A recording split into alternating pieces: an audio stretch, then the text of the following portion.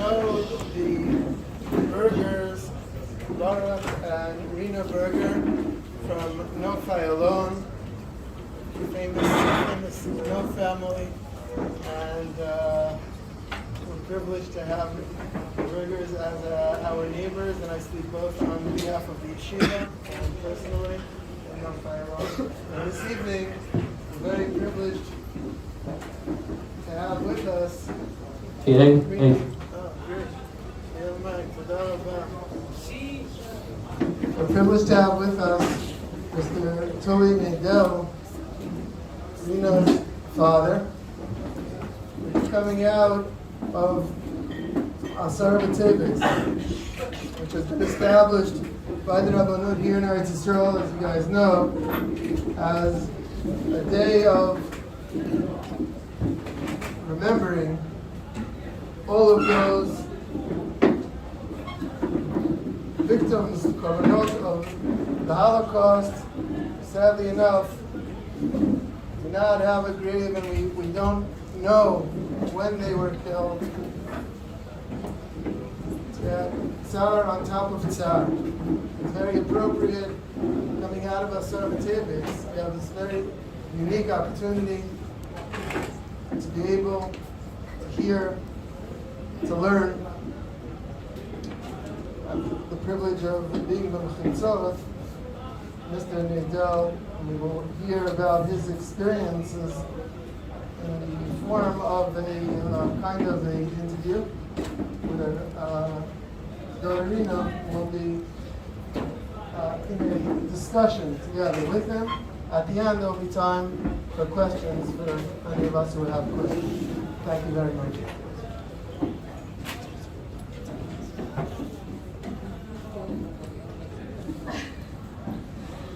Okay, my father was born in Poland and in a small town, Machiska, and he's going to tell us a little bit about what life was before the war and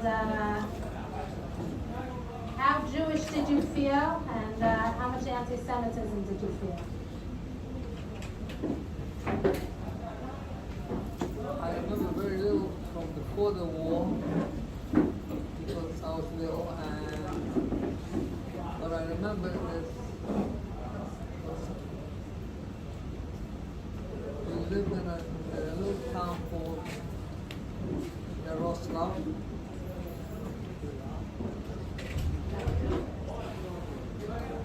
A little town called Yaroslav, and when 1939, when Poland was attacked by Russia and Germany, Poland was split in half. And my parents, we were on the German side. My father decided to leave the German side. At night he hired a toy with a horse and buggy to put everything on top when he could take. And he drove us towards the river Sun. There he paid some Polak for a ship, a boat. He put everything on a boat and the horses were taken across the river. All I remember seeing the horses in the air. It was pretty deep. And we crossed an area where the Russians should not see us. And we got to the Russian zone, and my mother was from there. We went to my mother's father and we stayed there. The Russians did not catch us. We stayed there until 1941. That's when Germany attacked Russia and took over the other part. So we got stuck again in the German area, and when the Germans came in, the third day, the Gestapo was going from house to house. There were a few Jewish families. There was one family was my Zaydi's brother, Yitzhak. He had two sons who lived there. Yeah. One was Moshe and one was Yaakov. Yaakov was a shochet, and the Germans was not going to go. If a man, that was to build fear. If a man opened the door, they shoot him. Well, it so happened Yaakov opened the door. They just shot him on his spot. the first day when the Germans came in, and they kept on going. Moshe survived even the war. And so we stayed till about, I would say, 4 or 5 weeks, and then they collected all the Jews from that area in that village, a dorf, in Yiddish is a dorf, and put us to a working camp. The working camp consisted of one house surrounded with barbed wire and a gate. And at night they used to lock the gate, and there was a Polish guard. My father was very handy, and he became the locksmith, and he used to make horseshoes. If you know how horseshoes look, he made it. He could look at a horseshoe and make it the size to fit. One thing that helped us, because the Poles needed horseshoes for their horses. So this was in a village, a dorf, there were bushes. They would throw a horseshoe that was worn. My father would take it, look at it, and make the same size, give him. The Pole threw the horseshoes again into where the bushes were. In return, the Poles would come there and they would take the horseshoes and leave food, whether it was bread, potatoes, whatever it is. My father always asked them, give us a bottle of whiskey, because that's what the Poles were known, making horilka. That's for Russian for moonshine. And we had moonshine that helped. We also had somebody working on the Gestapo, and my mother was working in the camp. I'm skipping around. And he sent his wife to tell us that Saturday morning they are liquidating the Arbeitslager. So that meant we had to run. How did you have a friend in the Gestapo? Okay, the Gestapo he was a Volksdeutscher. Volksdeutscher is a Polak who had either a German mother or a German father. He happened to have a German mother. And when the Russians were there, they arrested him as a German spy. My father was in the Russian army at that time. And she came to my mother and she begged, can you help us to get my husband out? My mother said, well, you can't go with empty hands to a Russian commissar. So what do you do? Bring bread, eggs, milk, cheese. And she went with this Polish lady to the commissar. You don't give him, you just put it away and you leave it. Make sure he sees it. And then my father came in and together they spoke to the commissar. I'm telling you 100%, this Polak is, they knew him as a Polak. He's not a German spy, nothing, and they let him out like a week later. That's it, they forgot. When the Germans came in 41, when Germany attacked Russia, the first week he was appointed police commissioner in charge of Thai police. So the answer is he was a German spy. The Germans knew about him, but he also had a heart. When he found out that he has to liquidate the camp, he sent This is the work camp. the Arbeitslager, and that was his working camp. He sent his wife to the field, and she could not allowed to talk to a Jew. She would sing a song in Polish, Jutro, which means tomorrow, we're coming to take away all the dolls. So he knew that's the end.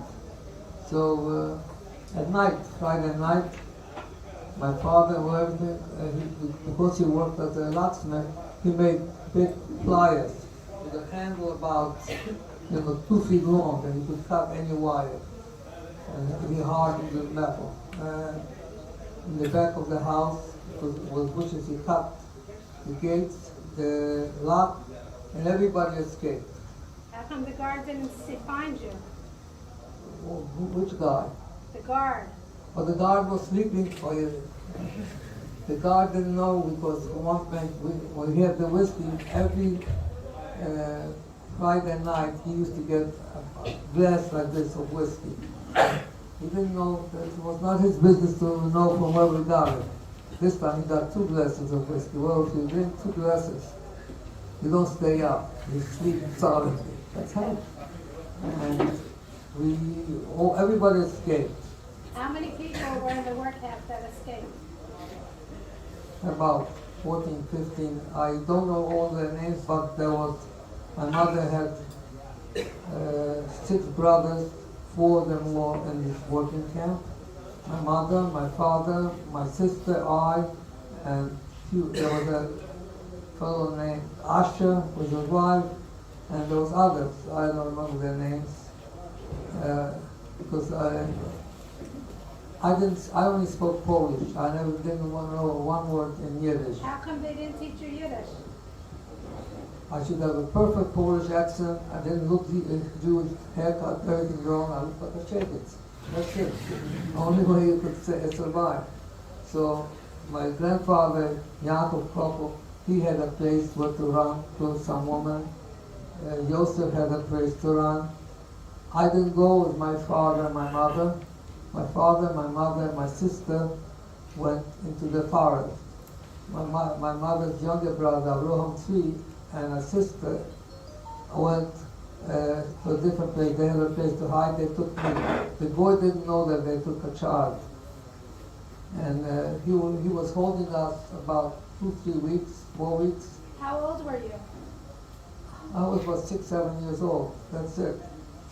But they didn't know I was always staying between my sister, my aunt, and my uncle, and they covered me up. When the boy brought them food, they would like make believe and throw it down. They shouldn't see.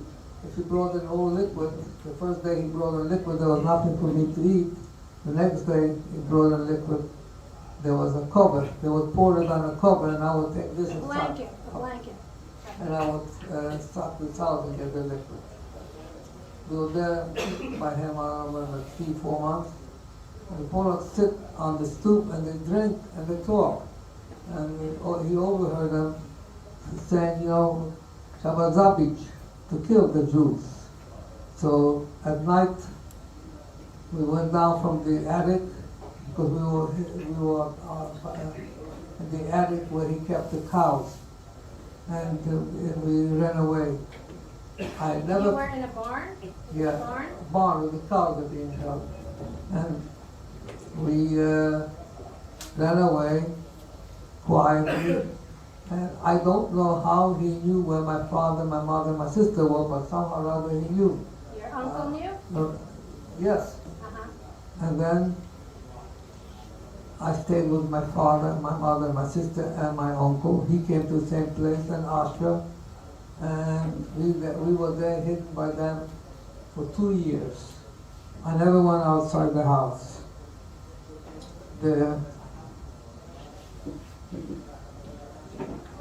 What space? How big? Well, I'll tell you the space. The space was, the house was built as a log house. The way the Polacks built the log house, they cut down the tree, cut it in half, and you put one piece on top of the other.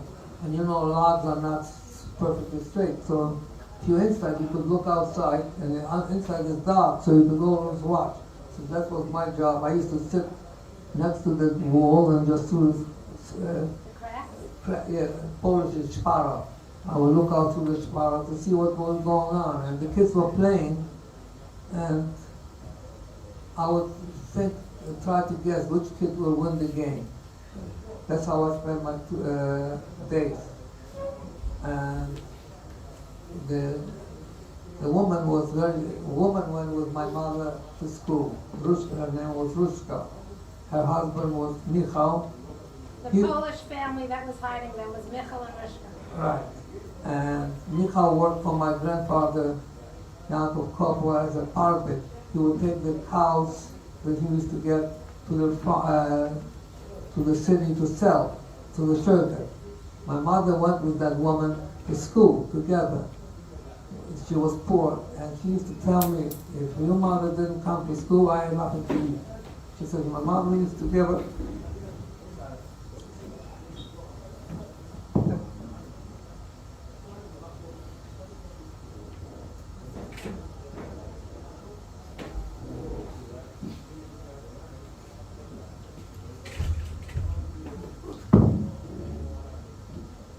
my grandmother used to share her sandwich with this Russian.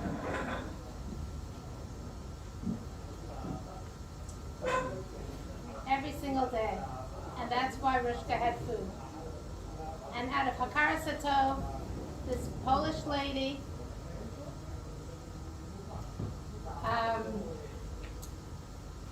was there and was willing to hide my father and his sister and his parents and also a couple of other people. And they were sometimes in an attic, which was it was like a pitch roof, and sometimes they were under the house. And you want to tell them how you got food? I'm sorry. I never experienced telling stories of myself.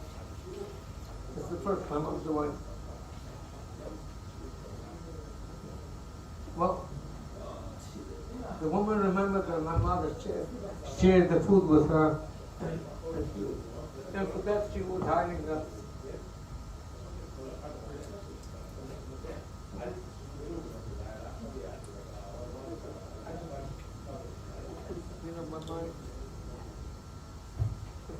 Okay, so maybe we'll talk about what you used to eat there.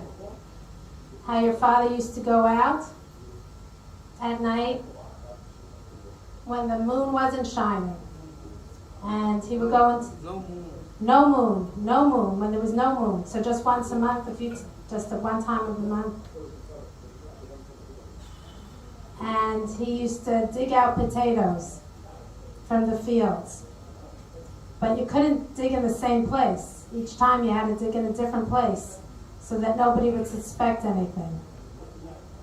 And when it snowed, you couldn't go out. When it was clean snow, you couldn't go out because then you'd leave footprints. But if it was snowing, then the snow would cover the footprints. Got it?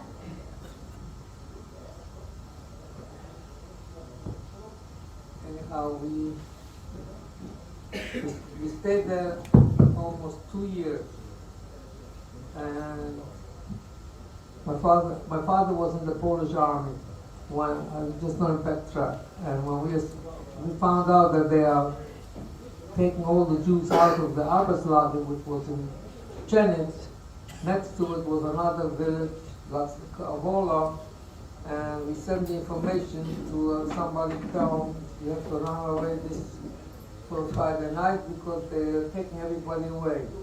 There were a lot of city folks. There was nobody in the army, nothing. And the answer we got, the guy in Valderar is a Shrek. To go in the forest is danger. But going to the German Nazis was no danger. Every single person of them was a little bit bigger. They had like 30, 40 people. They all killed. This was another work camp that they let out, and they told the other work camp that they're coming to liquidate them. And all the people from the other work camp were too afraid to run to the forest. So they were all killed. Typical Jewish, because lawyers, doctors, professors, teachers, everything. Nobody ran away. Nobody survived. We all ran away. My father used to go steal the potatoes in the field. We couldn't get a weapon or gun, nothing, but we got a hold of a Russian bayonet. When we used to go out at night, especially you have to make sure that you don't leave any sled where they could follow you who came. So if it's snowing, it was fine. If the moon was shining, you don't go out. If it's raining, you don't go out because you could see when somebody's walking. And when he used to walk out, he had the bayonet in here, and the sleeve. And so if a boy comes to grab him, they want to take him to the Gestapo. Ich will nicht gehen. Einer wird mitgeben hier.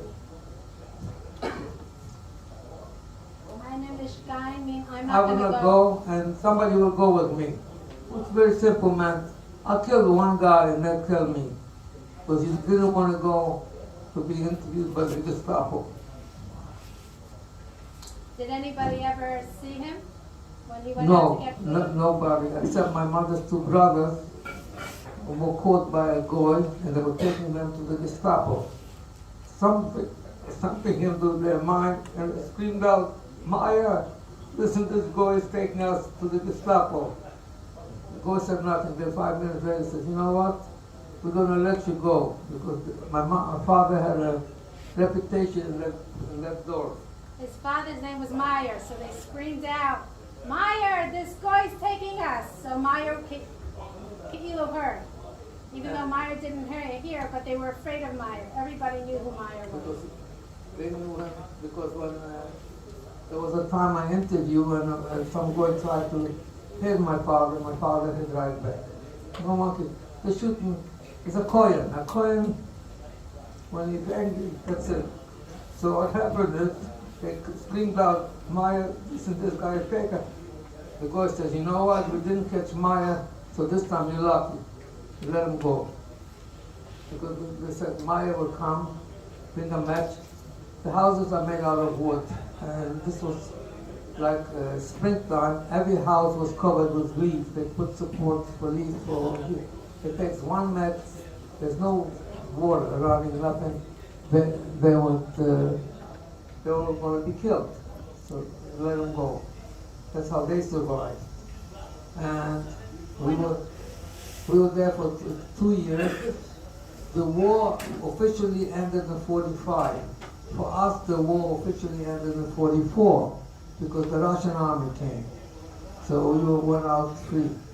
And when you were hiding, were you ever afraid that they would catch you? we were hiding. We used to keep eyes open. Everybody used to sit. My mother and my sister, we used to sit by the edge where we could look outside if anybody's coming. We were sitting in the storage area of the house, which is unfinished. There's no heat, no nothing. For 2 years, winters and summer, the whole winter and everything. Nobody was sick. Nobody got a cold, nothing. Never. For 2 years. And my father used to bring the potatoes, and that's how we lived. Potato soup. She would cook, like they counted. So many people, a little, not Idaho potatoes, the big ones, little potato. You get the soup, you take the potato, you mash it, so the water shouldn't be clear. And for 2 years. I mean, you could count on everybody the bones. You know, there was no food. She had no food to give us, and we spent 2 years sitting and waiting to be able. And we knew what was going on because Michal used to work on the railroad. His job was to go around and check the tracks that were nailed, and otherwise he would nail it. And the German army trains used to come going to Russia and going back. When they were going back, there was a lot of wounded, and they would throw out the paper. He used to bring the papers written in German and into the house. They wash it out, dry it, and my mother would read it in German, so we know what was going on. The more ships, the more trains were going west, we knew the help would come because the Germans were doing bad. If they're going east, that means they were sending troops too. When the ships will go, the train will going towards Russia, you heard big singing and everything in German. Going back, no singing, no quiet. You could hear sometimes Germans screaming, from pain. So that was our Mekama. The more they were screaming, the better it was for us. And that's how we found out the war was over. Nobody ever suspected that they were hiding Jews? Well, we never went out. We never bought anything outside, so there was no proof that there was extra food. And the kartoffel was stolen. Nobody caught us. No soldiers ever came? No, there was only once. There was a shooting done by some Polish underground AK AK, this is Armia Krajowa, this is the Polish Armia Krajowa, which was for Poland independence. They were just as much as anti-Semitic as the Polacks. They were the only people that would say that a Jewish doctor, Jewish dentist. Like this, they would shoot. There was in that London. There's the partisans. There was Polish partisans, Ukrainians, Russian, and Jewish groups. Maybe you heard of the Bielski brothers. Where we were, there was no Bielski brothers, only the Russian, the German, and the Ukrainian. The Ukrainians one used to attack the Polish. The Banderovцы were the Ukrainian, AK was the Polish, and then were Russian. So there was one day the Russian group passed by, and why would they go in a village? They didn't shoot anybody. They went into a barn, or you had 2 cows, they took one. You had 2 horses, they took one. They never took everything, because they want you to be able to work. So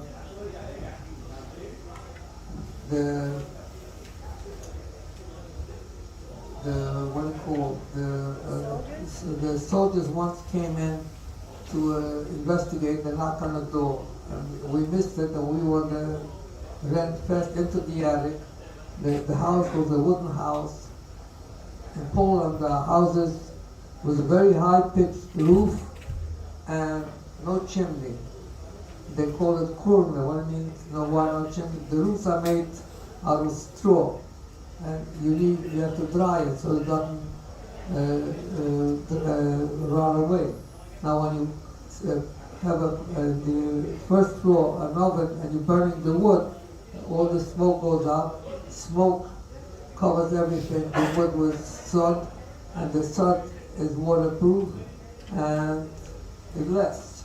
So one day the Germans dropped in. We were in the attic. We didn't have a chance to go to the hiding in a hole, and the Germans walking up the stairs. It's actually like a ladder going straight. With his high head, he touched a bar and got the soot on his ball. So he was scheiße, he complained that there was a cheap lab that can clean it out very good, and he didn't come up. If he would have made one more higher step, you would have seen us. Pure mazel. Without mazel, you go no place. So we were lucky to clean up. And after this, we were watching continuously, 24 hours a day, watching in case the Germans are coming. She had the dogs, but the dogs will bark. Usually the dogs bark, see if somebody's coming. But pure luck. What about their son? Okay, she had 4 boys.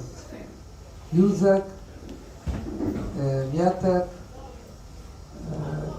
Wojtek was the youngest one, and then Janek. Wojtek was maybe 2, 3 years old. He never spoke. He was playing with some kids outside, and my mother overheard when he said to the other kid, "Unas son lala, by us are dolls." So their mother had to hear it. She would come over. So my mother told Rushka, "You know what your son said? No problem, I'll take care of it. She'll make sure he does not say that anymore." So she took Wojtek. She had a stump, cut 3. She had a porch, and she took a chicken, and she cut off the chicken's head. Very simple. The kid watched it. Says, "You see what I did to the chicken?" And all in Polish. I'm not going to tell you in Polish. There's nobody speaking in Polish. I filmed. That kid grew up, and I'm laughing. Never talked. He never grew up to be able to talk. What did the mother say in Polish? She said, Cut off your head. "I'm going to cut off your head like I cut off the chicken's head." That's it. That's What what. do you say in other That's words? how you solve the little kids' problem. It's amazing that his children talk today, huh? Yeah. You know, we had a problem when Rushka had a mother. And you did say a klafte, a real funny sorrow.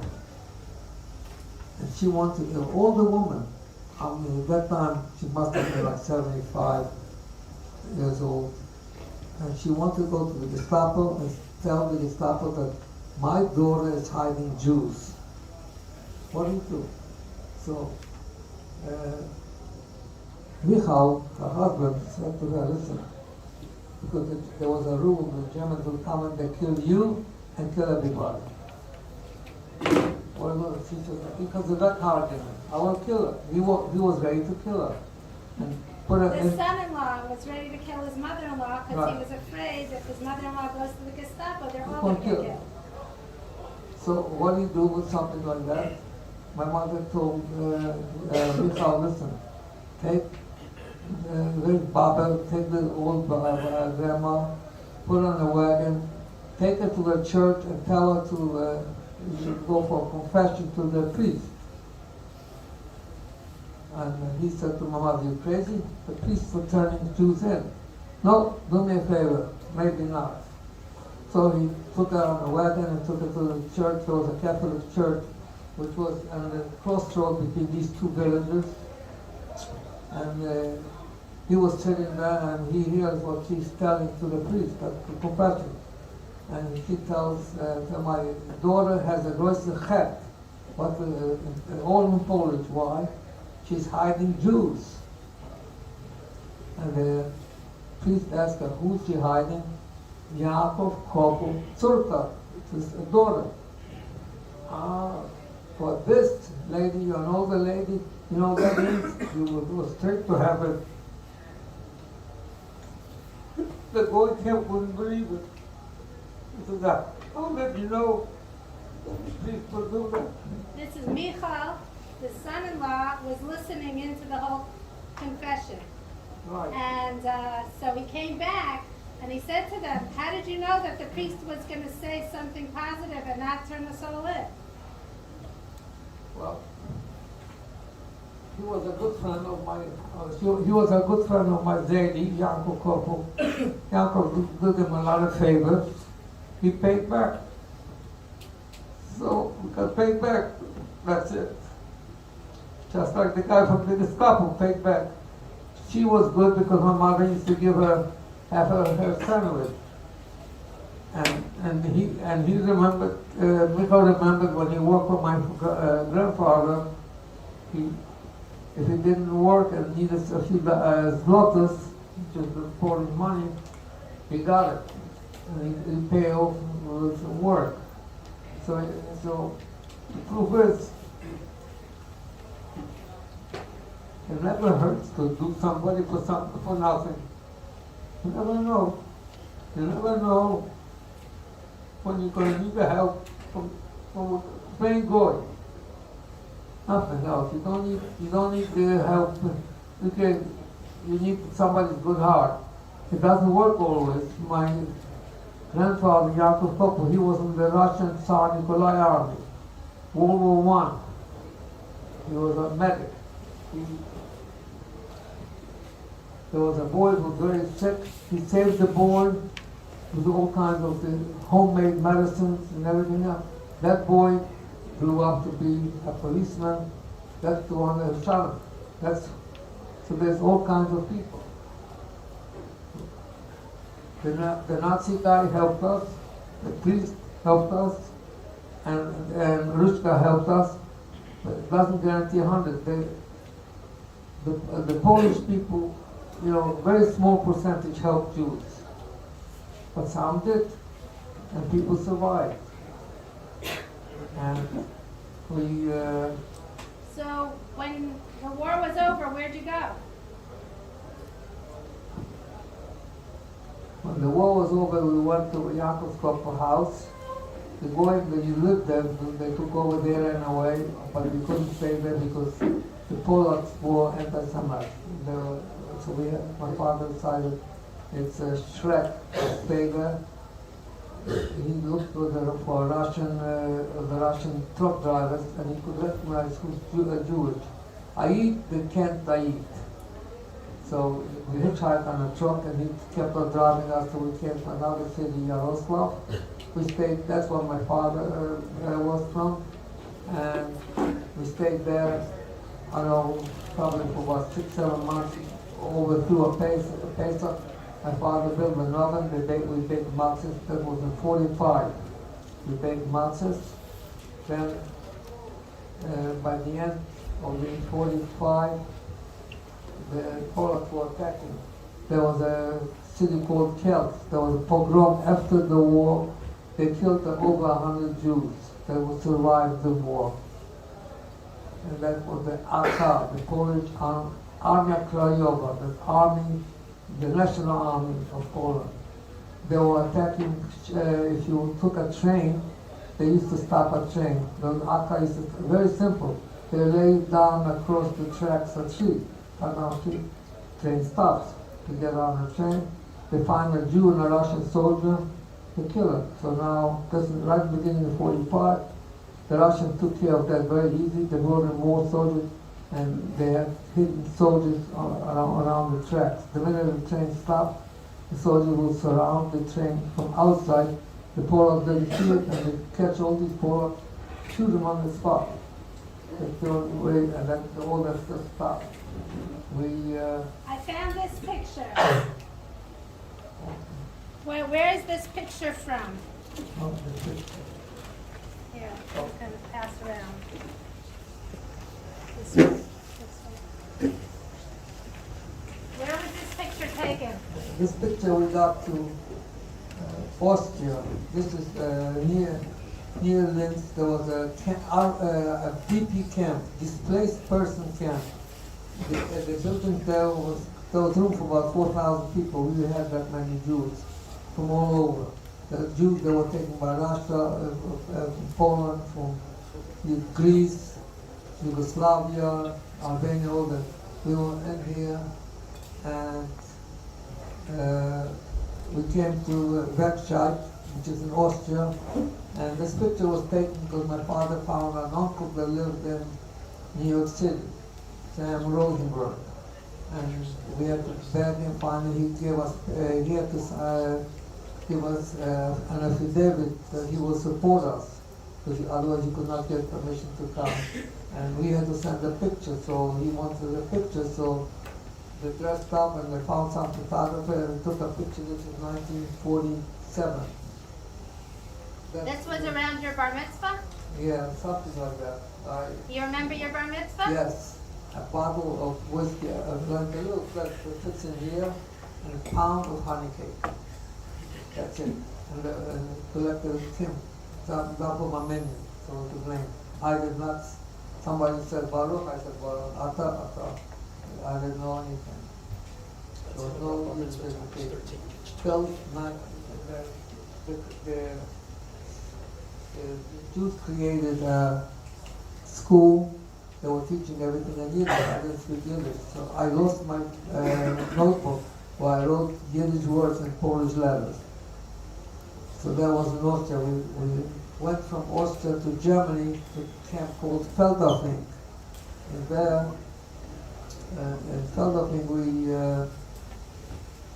went to school, and the reason we went to Shaalavim, Austria is a landlocked country, and you know the rumors go around you'll never be able to go any place from Austria or from Werkstatt, that area, because it's landlocked. So Germany has water port. So to cross from Austria to Germany, there was an organization called Brecha. You could read about their books written on it. The Brecha was nothing more than they created, from the Israeli Jews, they created a unit in World War II. They fought under one flag, Jewish boys from Israel. Well, they were armed. And what happened is the British Army decided, you know, the Jews, they're going to go free with guns in Austria or Germany, they'll be shooting Germans. So they took away the guns. And they assigned the officer in the entire unit, there were officers and sergeants and everything, to Mordarpool. Well, they couldn't have picked a better organization because we needed trucks to take us from one area to the other. A big hard guy in private uniform go around They would sign out the truck, they put on an army uniform, drive the truck to us, and we put us out and drive us to the border. The other bracha, other guy took a truck from German, and they bring us to a city called Feldafin. And there's another DP camp, a very large DP camp. But there they were building, real buildings. They threw out Germans from the villas. We stayed there till July 3rd, 1949. That's when I came to the United States. What day? Do you remember what day? What the Yeah. date was when you We came to Ju- America? We came July 3rd, and they were supposed to get off the ship, but there was no workers. They told us we have to wait till July 5th. And then suddenly everybody, the entire ship, there's, I would say about 70-80% of them are Polacks or Ukrainians, the rest were Jews. Shooting started. Everybody, we all ran downstairs to the bottom of the ship. And they were screaming in Polish and Yiddish, I told them, Julie Church, Church. What does it mean? What is They kept July? screaming July 4th, July 4th, What but does they that didn't mean? understand. What Nothing. does that mean? We don't know what July 4th. What did you just hear? So we stayed there and they wanted us to come. They wanted us to come out. Nobody came out till the shooting started. July 5th they let us out, and that's when we from the ship, and officially we were on July 5th because we never touched the American land. The shooting was 49. fireworks, that's what they were hearing. The shooting was fireworks. Right. Wait a minute. Oops. This brush was made by, And my father, he was handy, and when he was still young, he made a brush. what year does it say on it? 1929. How did it survive the war? He went to a pole or something to look for something, and he looks at it, and he sees that brush. He didn't ask the Pollock if he could take it. He just took it. It has MN, Meyer Nadel, 1929. The guy must have got to the house, and whatever you take. What is it made out of? Wood and what? This is the horse's tail, and this is wood. You make all the tails, you drill holes, and then special strength, and fold it and tape it for each one. What is the brush for? Well, what is, none of you have shiny boots, but that's what is shiny. In the book. So that's the only thing we have that is pre-war, before the war started. Nothing else. Everything was taken away. When the Russians came, it wasn't so bad. Even in the Arbeitslager, for us, was not bad. We had food, we had drinks, we had everything because my father would make portions for them. And Poland would throw on. It was a barter system. No talking, just a barter system. And lucky us, my father was very handy. He became the blacksmith in the Arbeitslager. His biggest job was to make horseshoes, because you get a unit of 100 soldiers coming on 100 horses. When they go about 100 miles, the horses wear out. So he would make and he would put on the horseshoes. The officer who was one hand, a major, a major, and he loved it because he had to do a quota. My father made sure that he did his quota, that he got his quota, and that helped us. Because of that, we had food, and because of that, we had liquor. Because of the liquor, it opened the gates because the guy fell asleep. What happened to him? Who cares? We're gonna stop in a few minutes for questions, but before questions, you want to just say your parents, when they got to America, they found a job. You went to yeshiva. They had to work on Shabbos. Yeah. So, well, I came here. We lived in Manhattan. The uncle paid for the hotel stay, but he would not give you a penny. We didn't have one American cent. So my father would go around and he saw somebody who was living down, they were modernizing a store. Hey, what's the Albert? He would talk and he would recognize Is there the work Jew, for me? or he would recognize a Polak, yes, Shabbat, and he would tell. So the guy said, yeah, you want to work, do this. So he did this guy, worked the whole day and gave him a check for $5. Very nice. How do you cash it? So we were in that hotel, there was a man, and my father told the man, listen, what do I do with this? So he signed the paper, and my father signed, and he took it to the cashier in the hotel, and they gave him the $5. So from now on, he was the cashier for my father, and he was making $5 a day. Daddy, all these boys are learning in yeshiva. Yeah, You want to tell them about the Gemara you learned? yeah.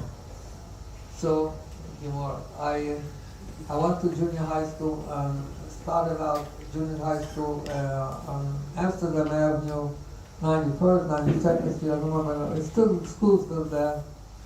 And I had a distant relative, she took me to register for school, it was September. She took me to one school, they said, oh, you too young, okay. Took me to the other school, you too old. So I asked her, what's going on? Everything in Yiddish. She said, wait, there's one more school. She took me to junior high school. Junior high school, they put me in 7th grade. Teacher was a Schwarzer teacher who was teaching, very nice lady. And she's giving out workbook, math workbook. Okay. She talks for hours. I just took the pencil and looked at it. Hey, I wrote, by the time she finished, I finished the entire book of the work for the whole semester. She got so angry, me grabbed me by the ear, took me to the principal. The principal spoke German. Fantastic. And so she asked me, when asked to speak much. So what she When was did you talking, do this? what she was talking, you don't belong to the 9th grade, 7th grade. She took me, put me in 9th grade. Du sprichst nicht English here, you don't, doesn't matter, you don't speak English here, you don't speak English here, so what's the difference? Put me in 9th grade. I remember multiple Puerto Rican kids went so fast. Anyhow, because math was easy for me. So I went there, then about 3-4 months later we moved to Brooklyn. My father said, well, you have to go to yeshiva. So, yeshiva. In Poland there was no yeshiva, there was a cheder, but yeshiva was not a yeshiva. He took me to Chaim Berlin. Chaim Berlin on 350 Stone Avenue, used to be. And there was Rabbi Freifeld, who had a yeshiva in Rockaway. He passed away, I think, over the show. And he put me in his class. They were learning Boga Messiah. All the stuff that went around. I used to write it all in Polish so I could remember it. Fine. But I didn't know anything else. I only knew what he taught me. That one page I knew by heart. So then I couldn't do anything more. They put me in the Yeshiva Tana to learn English. So he used to let me off early. I used to run from Prospect Avenue, where the Yeshiva Tana was, to 350 Stone Avenue for Gemara, because they couldn't put me in the little kids. This went on for a while, and then my father hired somebody to give me some help. And We're here today. from there, we moved to Bronx. And we moved to Bronx. My father took me to MTA. Went to interview to take me and MTA Rabbi Zach, not Zach, I think it was Zach, who was that time giving tennis. He says, no, map of the Gemara. Literally, that one page, that Gemara, if you open freehand, it opens to only one page. So the Gemara was flat, very flat.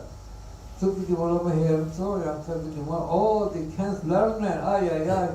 He puts me in a college chair. I learned nothing there. It was so, I couldn't complain, because they took me for $50. They wanted money. We could not pay more. It took my father about 3 months to put together $50. It was 75 cents an hour.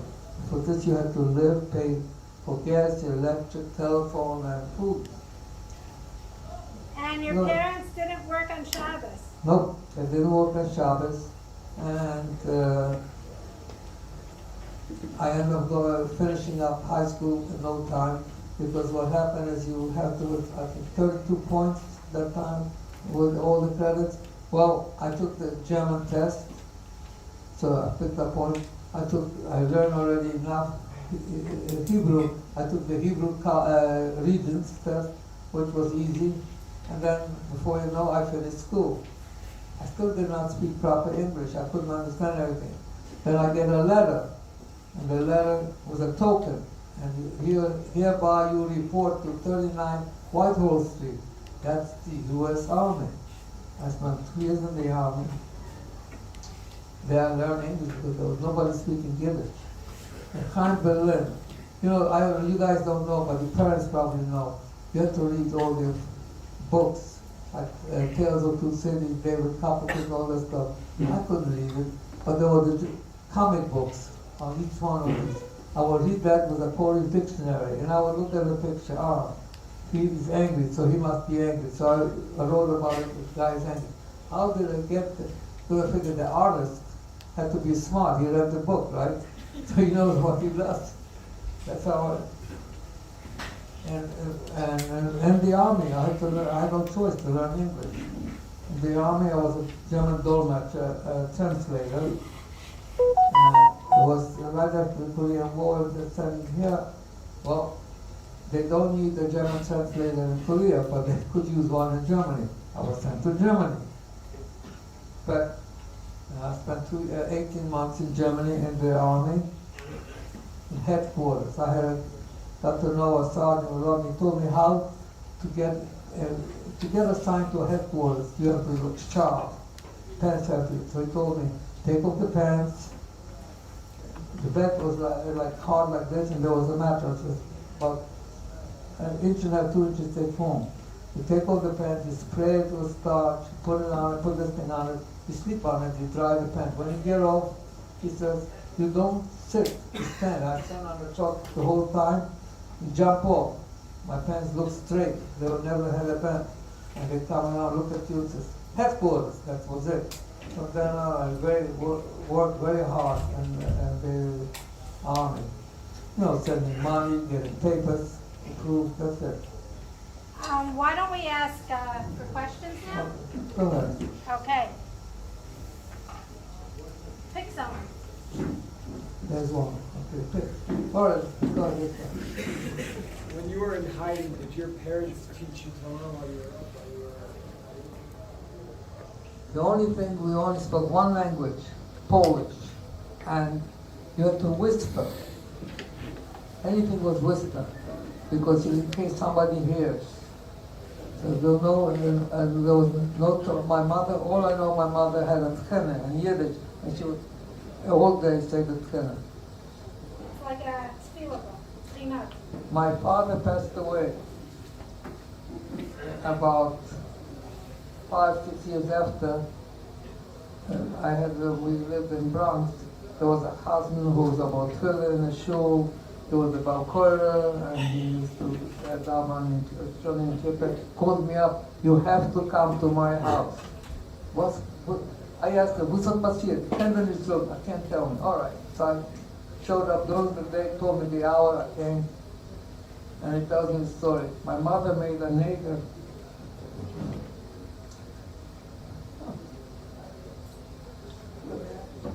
During the war. And if she remains alive, she fasted every Monday. I never knew. Over 20 years she fasted Mondays. So he said she couldn't do any more fasting. You have to right. And the only person could do had somebody who from the mishpacha. I was the only one chosen. And that's how I found out how my mother was.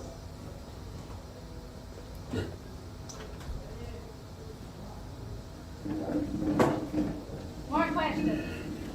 Pick someone. The family that you guys that hid you, was there any contact after the war at all? The family family that hit you, Michal and Rishka, were you in contact with them after the war? Yes, we were in contact with the family, and because it was Russian zone, she lived in Russia, then she moved towards Breslau, which was a German city, and was assigned to Poland. They were poor, so we couldn't send money because it was Russia. We couldn't do anything. We found out we could, if I send them a jacket, if it looks new, you have to pay more than we made a whole week. So we asked her, what can we send you? I used to go to the Polish market and buy scarf. It's like 40 inches by 40 inches woolen scarf, but I didn't send it out. I used to take that scarf, put it in a pail of water, and take it out, and let it like shriveled out, and let it dry like that, and put it in a package, and she would sell it. And we sent two, 3 scarves at a time, and each time was a different way. And she would go on the market, iron and out, sell it, and they used to tell her, oh wow, that's in pretty good shape. Sure, it was brand new, nothing else. And from this she lived. I must have sent her probably about 60, 70 scarves. There was no way of sending any money till Gomulka, the switching, till Poland became a little bit more independent of Russia. And then we lost contact. She died, he married somebody else, and that woman, whoever he married, was an anti-Semite. He started writing nasty letters, and we wrote back in Polish. We don't know you from beans, and unless Michal sends us a letter, we're not going to send anything else. That was it, that's ended. But nobody wanted to give us the names or where the 4 sons are. I have a nephew who checks out, he does research for people, and we found a lot of Michals, and we never found one of the sons. I would like to help them. I don't know who they are. There's a Michał Kopacz, is like Smith in Polish. Michael. Yeah. Michael Smith. Okay. You got a question? How'd you make it to Eretz Yisrael? Huh? How did you get to Eretz Yisrael?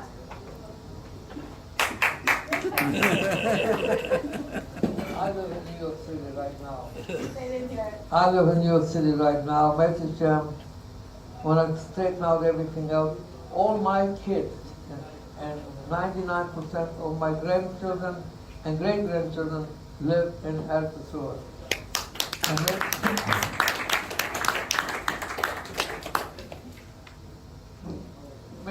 I'll make Aliyah. Amen. This year. What did you do after the army? What did you do after the army? I was studying college, I'm an electrical engineer.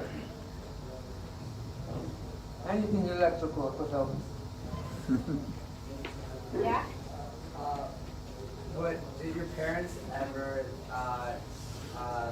was there ever a lack of faith? Because I know a lot of Jews from the war really left the religion. Was there any Did your parents ever have any lack of faith? Because a lot of people after the Holocaust left Yiddishkeit. Not my mother. My grandfather Yaakov Koppel was a Belzer, the foreign to them, Rebbe. My father was not many of the Hasidic, but very simple. His whole education was 4 years of schooling. That included the Rebbe, and they included his Yiddishkeit learning. Because where they lived, there was when one is 13, 14, 15 years, you have to work, otherwise there's no food on the table. And my grandfather had a shank. A shank is a bar. That means he had permission to open up. You had to get permission to open up a bar from Polish Road. The Nadels, there was a lot of them. They all had bars in different villages. That one bar, my Yaakov couple had, I don't know if you guys ever watch a cowboy movie, you see there's a general store in the city, well he had a general store in the village. You could come and buy anything you wanted. You didn't have money, you brought the cab. You yourself, you brought the cab, you put it on a chair, weigh it, write on the book, and say 10 zlotys, and you come and buy on it. And if you were running minus, you put down minus, and so the guy could not say that you cheated because he had to weigh it and he had to write it down. And that was the Yankov couple. Yeshua Nadel, he used to, he basically used to, if you came to buy anything, you had no money, you bought a sack of, what do you call that, wheat. And you weigh it and you dump it on a fire, and then that wheat used to be packed up, sent to a mill for flour and sell it. You were making money from wheat and making money from flour. Yaakov Koppel used to get calves, and he would have 30, 40 calves. Micha would take it to the market, tie a rope around it and take it to the market. But he would not sell it right away, keep it for about a month or two, feed it.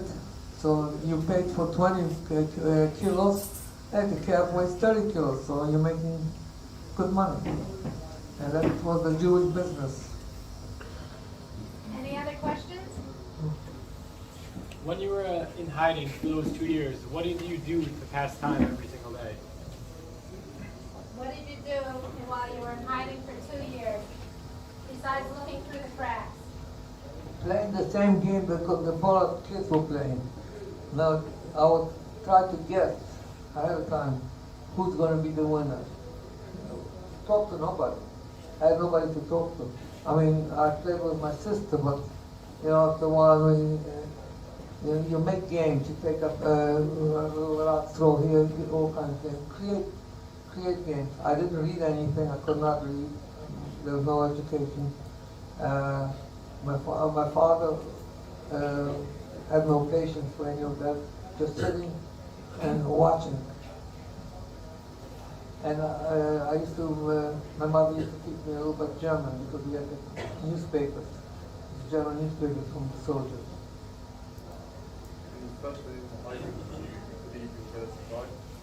When you went into hiding, did you believe that you were going to survive? Did you think about it?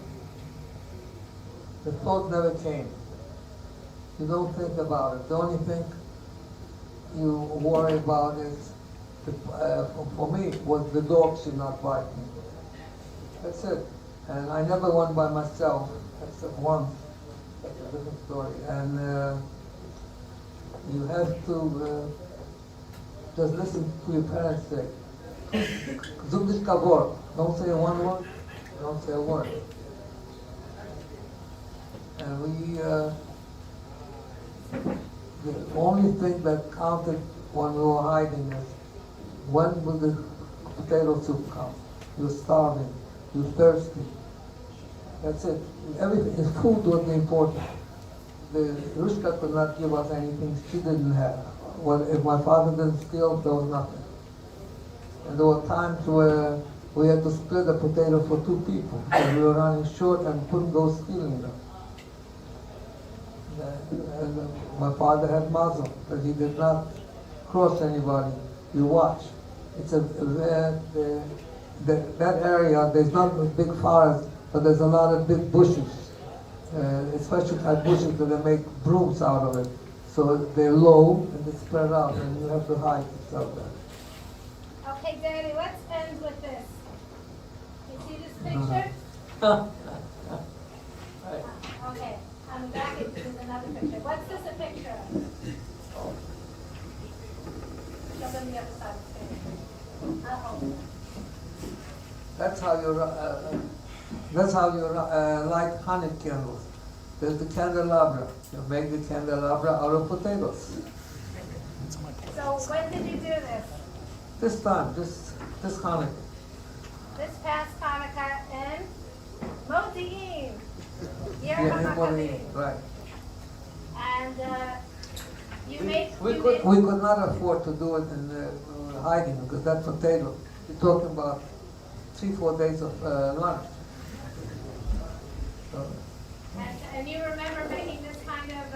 that was after the war. When we were Mashivka, and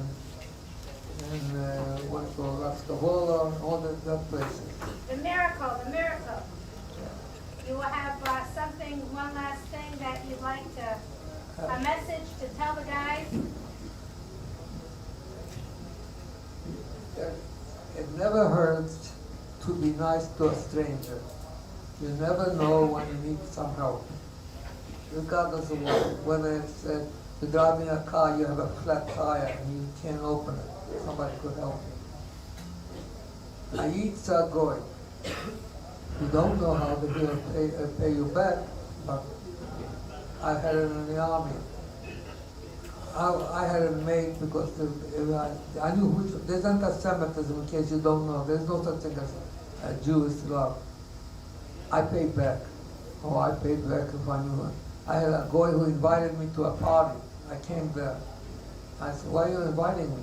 No. Then he tells me, I invited you to so you could hear how your friends are.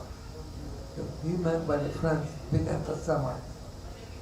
I just listened and didn't say a word. But they needed my help when they get married in Germany and come to the United States. Took them 2 years to get it because the papers were mailed out, but 2894 address. I just switched one number. Every single one. You have to. Yeah. You know, I'll leave you on the last story. When I came in headquarters, I picked the headquarters, and I walk into the headquarters. The officer in my unit was a colonel, Dr. O'Connor, Japanese. He spelled it with the O apostrophe K, you know, not the Irish way. And I'm walking in, and there's a sergeant, first sergeant. He says, I heard he was assigned to our unit.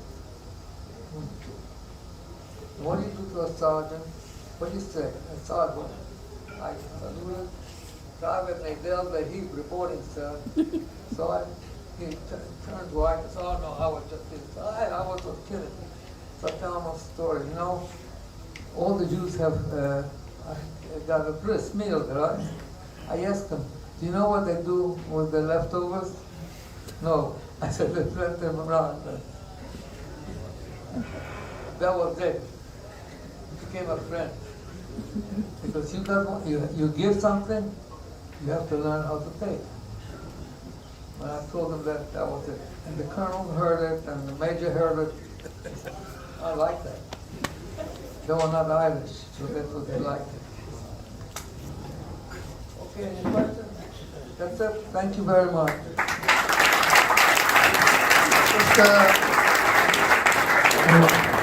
Right now we're finishing Sefer, this Shabbos finishing Sefer Bereshis, the Sefer of the Avos, and moving to Sefer Shmos, the Sefer of the Bonim. And I want to thank you very much for spending time this evening closing that gap between, it's very special to see a large group of 18, 19-year-old boys connecting with very deep, powerful, special experiences of someone who's almost 90 years old. B'li Hara should have good health and continued nachas from the mishpacha, and Bezat Hashem, through this closing of the gap between the avos and the banim, it should give us the koach to make the most of our time, and Bezat Hashem bring us closer to the complete rebuilding of Yerushalayim B'Karav Yamin. Amen. Wow. So should he do it again? Thank you very much.